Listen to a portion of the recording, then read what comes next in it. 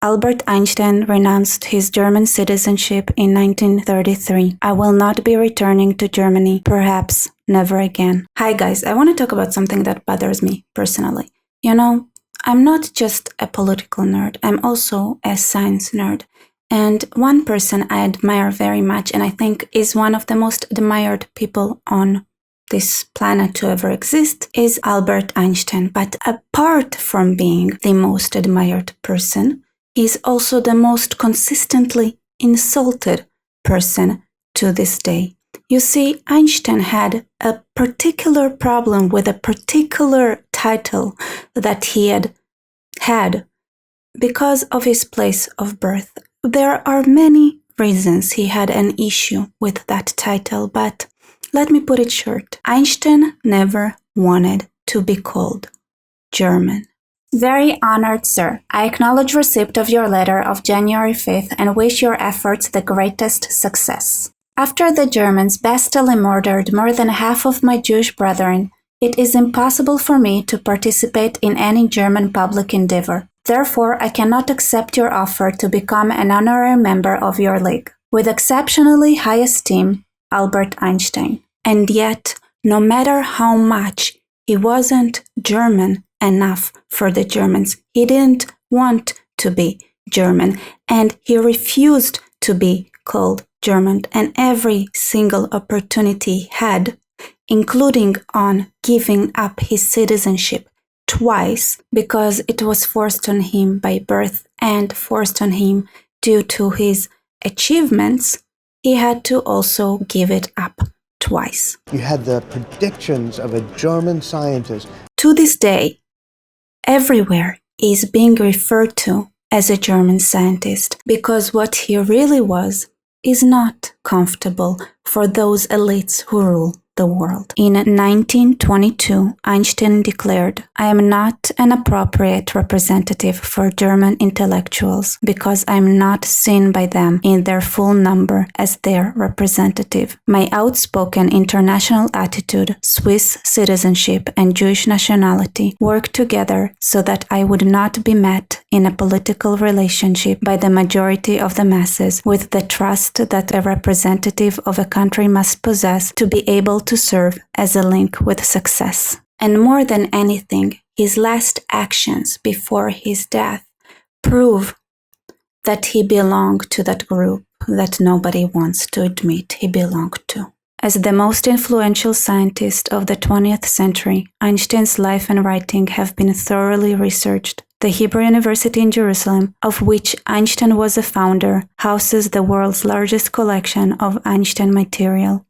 Together with the California Institute of Technology, it runs the Einstein Papers project. I want to read something that Einstein wrote that today would pass as completely politically incorrect. A Jew and a non-Jew will not understand each other as easily and completely as two Jews. It is this basic community of race and tradition that I have in mind when I speak of Jewish nationality. And in the end of the same letter, he wrote, as Jews, we know the faults of our people better than others, and we alone are called upon and able to remedy this. However, this can only be achieved if we follow our Jewish duty that prescribes that we perceive Jewry as a living whole and work for a Jewish and human future for our people standing shoulder to shoulder with all our brethren. Amen to that, man. Here is what Einstein wrote in 1922, a full year before the Nazis even attempted their first coup. I am doing pretty well despite all the anti-Semites among the German colleagues. I am very reclusive here without noise and without unpleasant feelings, and am earning my money mainly independent of the state, so that I am really a free man, he wrote. Don't worry about me. I myself don't worry either. Even if it's not quite kosher, people are very upset. In Italy, it seems to be at least as bad. Seriously? I have no idea why Einstein felt like that.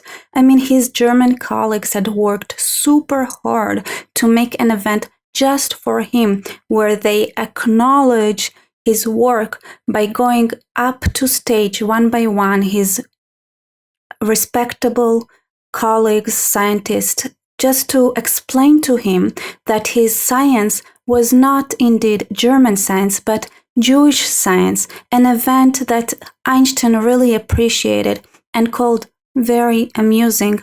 Unfortunately, he couldn't participate the next time they tried to organize such an honorary event because he was afraid for his life. His first public stand against anti-Semitism came in the summer of 1920 in the form of a personal defense. On August 24th, the Working Party of German Scientists for the Preservation of Pure Science held a rally at the Berlin Philharmonic Hall, the purpose of which was to attack the legitimacy of the theory of relativity and the character of its creator. Speaking first was Paul Weyland, an engineer who had written several politically minded articles vilifying relativity.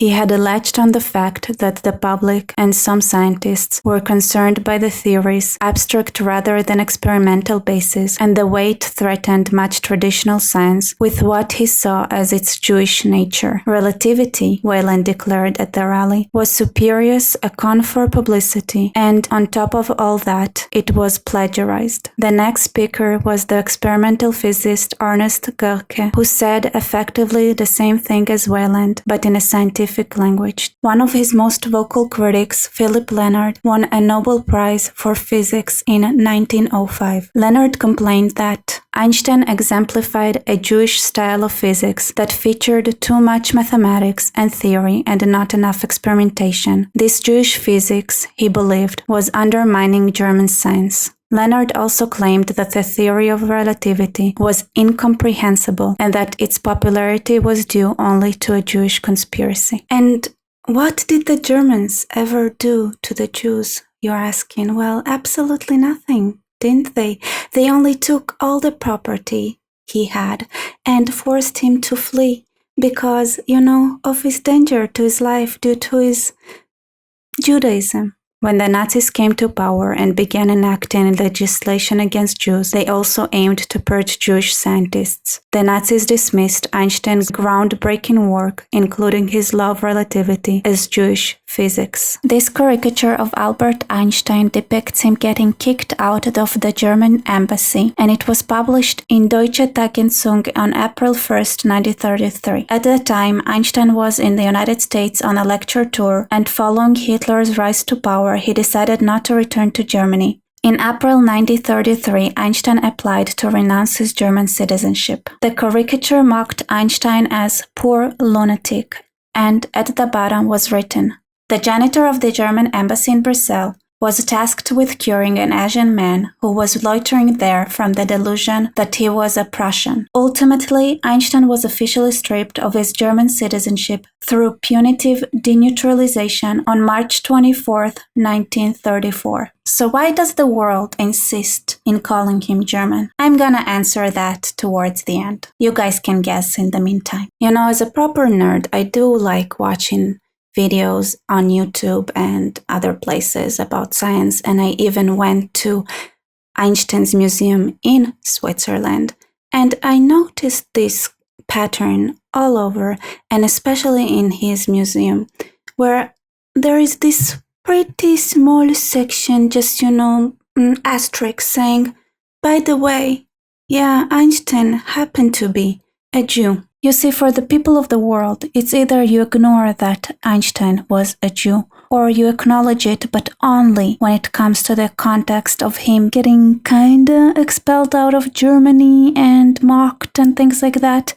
And it's because who he really was is not something that is liked or popular. For example, this video says that Einstein was Jewish 0 times. The word Jew is not even said there. Born in 1879 to Hermann and Pauline Einstein in Ulm, Germany. But for some reason, the anti-Semitism in Germany was a problem for him, and he had made speeches against anti-Semitism and racism. But why did it have anything to do with him? Unclear.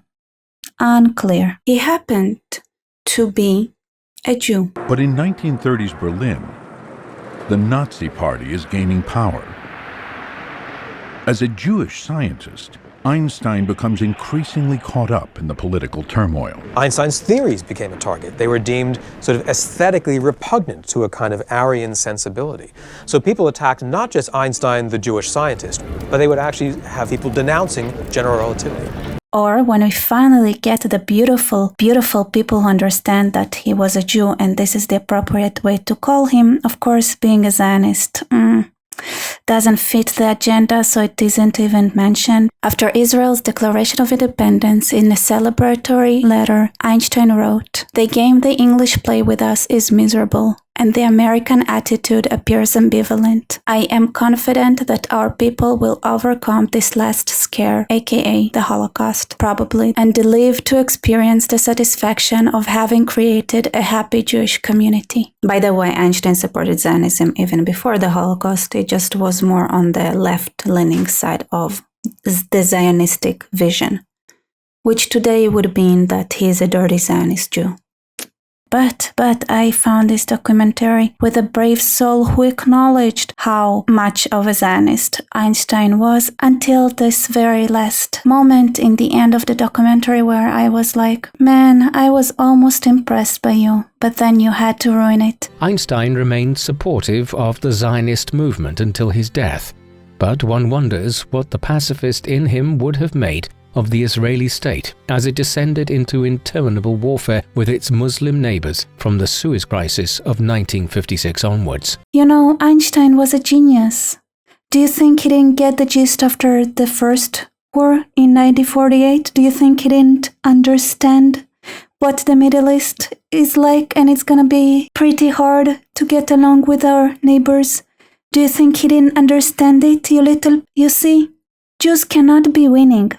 We are either erased or humiliated, or acknowledged while we are humiliated, or brought down when we are winning. I don't like this trend. Therefore, it's time to bring the facts that people like ignoring. Even though he was chased by the Germans, even though he was humiliated, even though 6 million of his people were murdered, nothing is enough. That's just the reality of it. Here is what Einstein told his contact in the World Zionist Organization, Kurt Blumenfeld. "I am against nationalism, but for the Zionist cause. The reason has become today clear for me.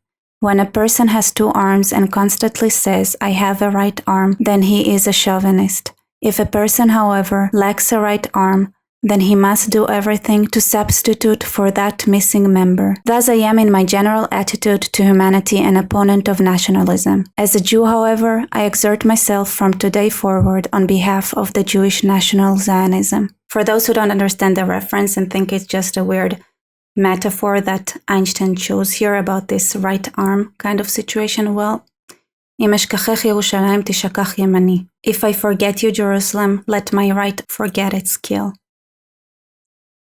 I kind of sense the more we talk that more than anything, Einstein was maybe a Jew.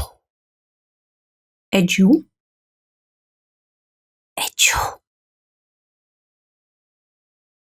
The thing that must not be named. A Zionist. Yes, I was in Einstein museums and I can see how you turn his Judaism into an asterisk, even though he got a thorough Jewish education, only stopping to believe in Judaism as religion when he was 12 because he liked science so much, but he kept saying that thanks to his Jewish upbringing and the Jewish traditions is that made him a person that could pursue science the way he did. He kept acknowledging that part of him, and those part of him were silenced by the same elite that rules the world now, that wants to take away everything that's Jewish. And here is one thing, you know, I've been having conversation with my friends in the United States about how they get insulted and assaulted and persecuted. In 1935, here is what Albert Einstein wrote in a letter about anti-Semitism in American academia. "The hostile attitude of universities towards Jewish teaching staff and students has been increasing perilously, even though it manifests in a gentle or hypocritical manner. Unfortunately, the current Jewish leaders do not comprehend the seriousness of the situation, similar to the German Jews in the time before Hitler. They believe that they are able to put an end to the problem by being silent and disregarding it, and they thus miss the time for creating places of support. He also called establishing Jewish teaching institutions as absolute imperative. Here is what Einstein wrote in 1936 when his friend was considering working in American academia. An enormous degree of anti-Semitism prevails here, especially in academia, but also in industry and banking. Mind you, it never takes the form of brutal speeches or actions, but simmers all the more intensely beneath the surface. It is, so to speak, an omnipresent enemy, impossible to see, and whose presence we only perceive. Einstein explains in the letter that his own assistant was forced to leave the country and take position in Russia because of the anti-Semitism he faced in the United States. Then they get assaulted for using cultural appropriation and things like that. And then I tell him, listen, nobody's culture got more appropriated while abusing those who brought this culture to the world than us, the Jews. So it's time for us to fight back. And if there is somebody who persistently asked not to be called German because he didn't believe in German militarism and gave up his citizenship when he was 17, and then because he had to flee Europe because his life was at risk and his property was taken and his home was raided because he was a Jew. And even then, he used his Swiss citizenship that he acquired due to his achievements later on. By the way, he never gave up on his Swiss citizenship, so at least called him a Swiss scientist, instead of constantly insisting that no matter how much he get persecuted by the Germans, how many of millions of his people would die by the Germans, and no matter how much and how far he would flee from the term being German, no matter what he would do, he would never be respected enough to stop with the constant insult of calling him a German scientist. There is nothing that is stopping you all to just say what is. He was Swiss American, but most of all, he was a Jew, and nothing proves it more than the fact that he gave everything he had, everything he accomplished, everything he achieved, he gave to the Hebrew University of Jerusalem. The Hebrew University of Jerusalem has the spiritual assets of Einstein, because this is, in the end of the days, who he chose to be. Here is another quote. Long before the emergence of Hitler, I made the cause of Zionism mine, because through it I saw a means of correcting a flagrant wrong. The Jewish people alone has for centuries been in the anomalous position of being victimized and hounded as people, though bereft of all the rights and protections which even the smallest people normally has. Zionism offered the means of ending this discrimination. Through the return to the land to which they were bound by close historic ties, Jews sought to abolish their pariah status among peoples. The advent of Hitler underscored with a savage logic all the disastrous implications contained in the abnormal situation in which Jews found themselves. Millions of Jews perished because there was no spot on the globe where they could find sanctuary. The Jewish survivors demand the right to dwell amid brothers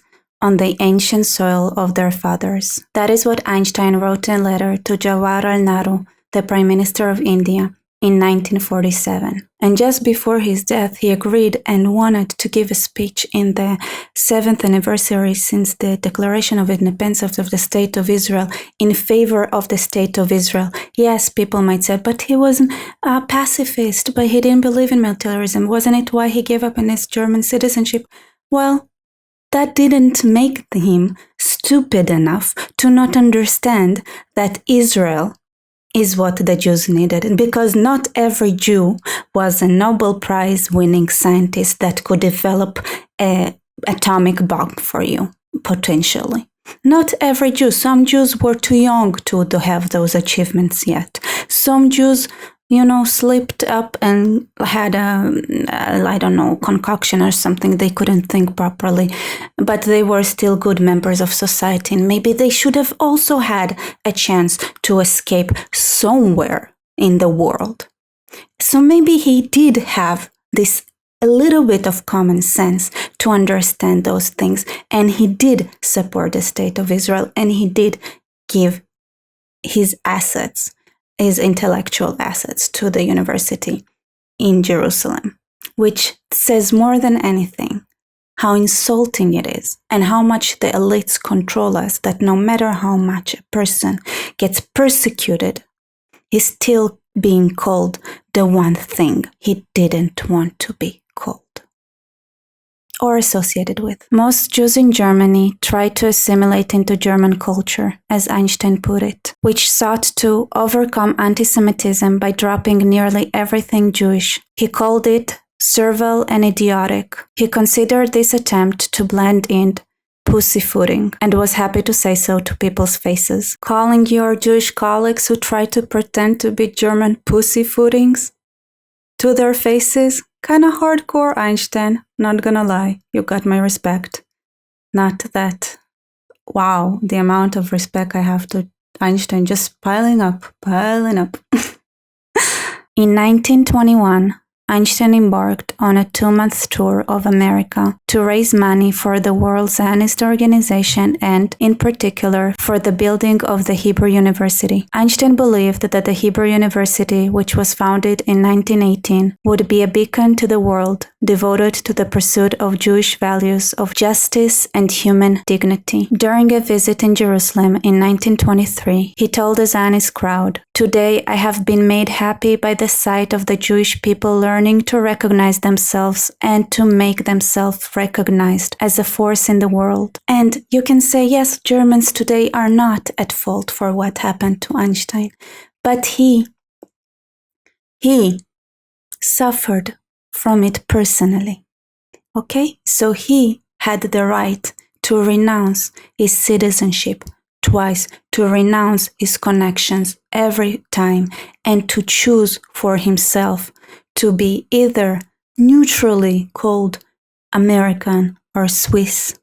But most of all, he was Jewish, and his decision and thoughts in the end are those who matter. And in the beginning and all throughout, but that was never.